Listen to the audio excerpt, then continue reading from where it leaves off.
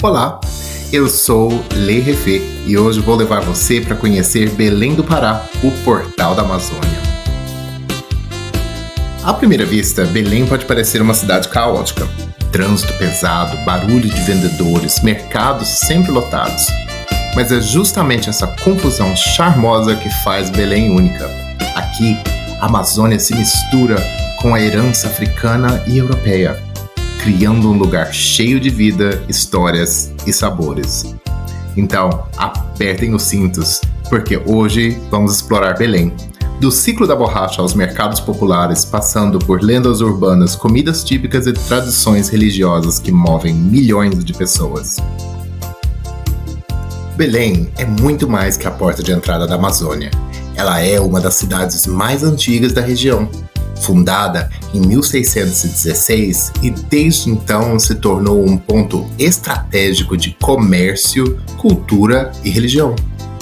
Hoje, além de sua importância histórica, Belém é conhecida pela culinária, considerada uma das mais ricas do Brasil, pelo Círio de Nazaré, que é a maior procissão religiosa do país, e pela mistura fascinante de povos que construíram sua identidade.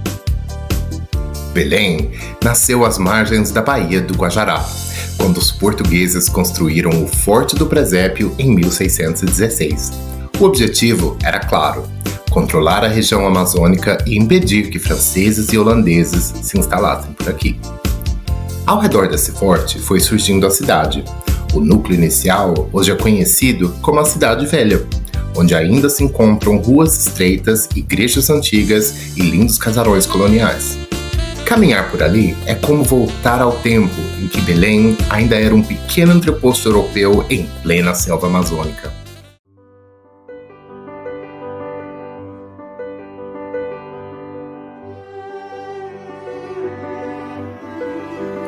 No final do século XIX e início do século XX, Belém viveu seu auge de prosperidade com o florescer do ciclo da borracha.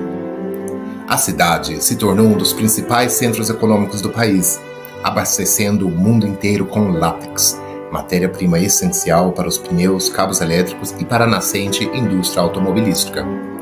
Essa riqueza inundou Belém com um dinamismo urbano e cultural único. As elites locais, enriquecidas com o comércio do látex, transformaram a cidade numa vitrine de ostentação e refinamento. Não poupavam gastos. Importavam mármore da Itália, ferro da Inglaterra, azulejos de Portugal para erguer palacetes e edifícios públicos que rivalizavam com as capitais europeias. A cidade ganhou praças, boulevards e teatros finamente decorados. O Teatro da Paz, o Mercado de Ferro e o Palácio Antônio Lemos são alguns dos monumentos dessa era áurea. Tal era a sofisticação que Belém ganhou o apelido de Paris dos Trópicos ou Paris na América.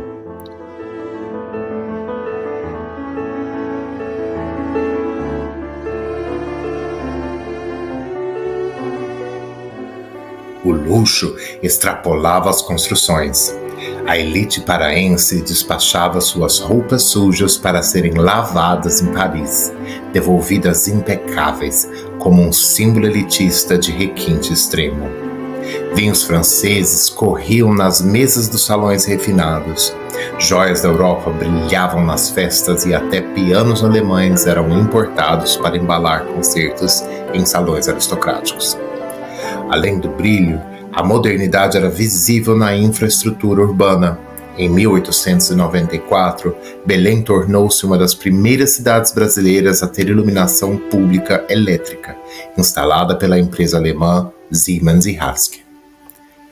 Além disso, em 15 de agosto de 1907, a Pará Electric Railways and Lighting, empresa britânica, inaugurou a primeira linha de bonde elétrico da cidade, sobre trilhos de 1435 milímetros, seguindo inclusive o traçado original do primeiro bonde a vapor criado em 1869. Esses avanços colocaram Belém na vanguarda da modernização tecnológica entre as capitais brasileiras. Era uma época que Belém não apenas exportava riqueza, mas também importava e incorporava símbolos de poder, cultura e progresso.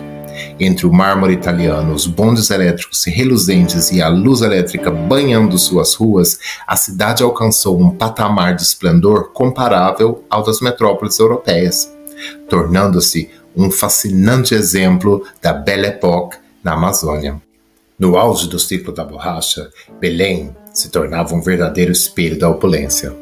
Nesse ambiente de riqueza e ostentação, erguia-se o imponente Teatro da Paz, inaugurado em 1878 como símbolo máximo da ambição de transformar Belém em uma Paris tropical. Sua arquitetura neoclássica, camarotes ornamentados e palco preparado para óperas, balés e concertos internacionais tornaram o teatro o epicentro da vida cultural e social da elite, refletindo tanto o esplendor quanto os excessos daquela época. É nesse cenário de brilho, festas e rumores que surge Camille Montfort, a cantora de ópera francesa, cuja presença fascinava e inquietava a sociedade belenense. Ela encantava com sua voz, mas também intrigava com suas roupas extravagantes, adornos incomuns e gestos dramáticos dentro e fora do palco. Tendia a permanecer horas nos camarotes observando discretamente a plateia. Recusava convites sociais de forma inesperada e cultivava um ar de mistério que alimentava sussurros sobre sua vida pessoal. Assim, nasceu a lenda da Vampira de Belém, uma figura enigmática que transformava cada apresentação no Teatro da Paz em um espetáculo de charme, mistério, fascínio, refletindo as contradições de uma cidade marcada pela riqueza, pela sofisticação e por sombras sociais e culturais que pairavam sob seu esplendor. Se tem um personagem que representa a Belém da Belle Époque, esse personagem é o engenheiro Francisco Bolonha. Filho de imigrantes italianos, ele nasceu em Belém em 1862 e estudou engenharia na França. Dizem que chegou a ter contato com Gustave Eiffel, o gênio da Torre Eiffel, e trouxe para a Amazônia ideias de ferro, vidro e modernidade que via em Paris. De volta ao Pará, ele quis transformar sua cidade em uma Paris na América, e não ficou só nos sonhos. Projetou obras que estão até hoje de pé. Entre elas, o quiosque da Praça da República, todo em ferro fundido, onde bandas tocavam para a elite nos fins de semana. Também ergueu a famosa Torre de Belém, inspirada diretamente na Torre Eiffel, uma estrutura usada que infelizmente não sobreviveu ao tempo. E construiu ainda o Palacete Bibi Costa, outro exemplo do luxo da época. Mas a obra que mais o marcou foi o Palacete Bolonha. Ele mandou erguer esse palácio urbano em 1905, como presente para sua esposa, Alice, com quem vivia um romance apaixonado. Alice era do Rio de Janeiro e no início relutava em se mudar para Belém. Ela temia o calor sufocante da cidade e a distância da vida elegante que conhecia no Rio. Francisco acreditava que poderia convencê-la. Então, projetou o palacete não apenas como um lar, mas como uma promessa, um refúgio luxuoso, fresco e confortável para que Alice aceitasse começar uma nova vida na Amazônia. O palacete tinha de tudo: vitrais importados, pisos de mármores e detalhes excêntricos que refletiam a personalidade de Francisco. Na entrada, um mosaico em cerâmica com a figura de um cachorro, símbolo de fidelidade. E no interior, uma sala com paredes pintadas de cores vivas, onde Francisco promovia festas consideradas ousadas para a época. Até mesmo nos banheiros, o luxo era visível. Pias, mictórios e uma banheira inteira em cerâmica importada da empresa britânica Doulton & Co., a mesma que forneceu os banheiros do Titanic. No começo, o casal vivia momentos felizes, sendo o centro da vida social da cidade. Só que havia uma sombra. Alice nunca conseguiu ter filhos. Numa sociedade que valorizava a continuidade da família, isso foi um golpe duro. A tristeza dela cresceu ano a ano, enquanto Francisco buscava preencher o vazio com festas cada vez mais extravagantes no palacete. Era comum se comentar que, enquanto Alice se isolava em silêncio, Francisco se cercava de convidados, música, champanhe e companhias duvidosas, como se pudesse abafar a dor com barulho. Com o fim do ciclo da borracha, a fortuna da família se dissolveu. O homem que trouxe tanto brilho a Belém acabou seus dias em dificuldades financeiras. Morreu em 1939 e Alice viveu reclusa, guardando as memórias de um tempo que já não existia. Hoje, o Palacete Bologna segue de pé. Testemunha silenciosa desse contraste, o auge e a queda de uma era.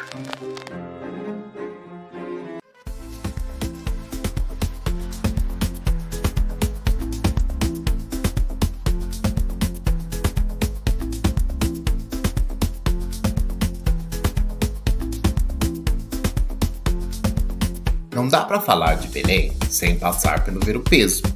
Esse é muito mais que um mercado, é um mergulho no coração da cidade.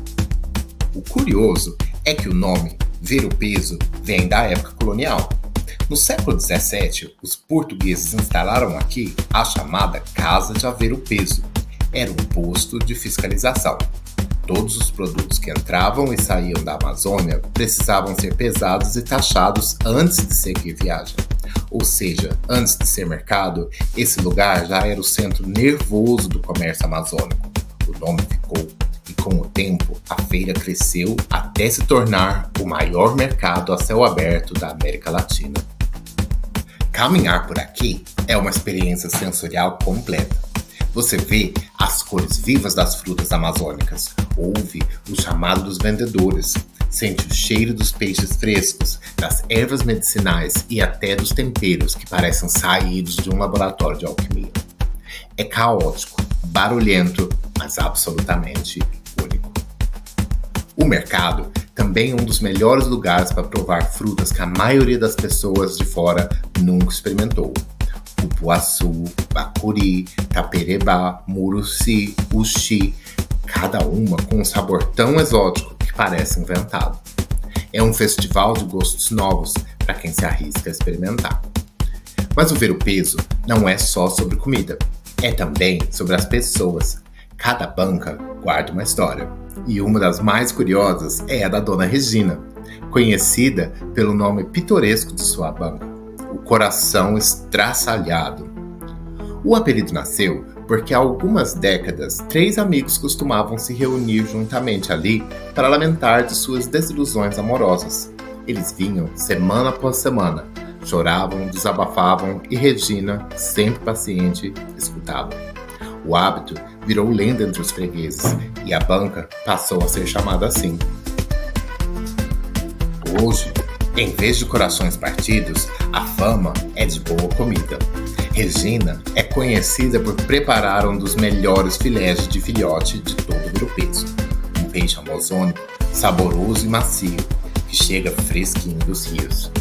É uma daquelas paradas obrigatórias. Meu nome é Regina.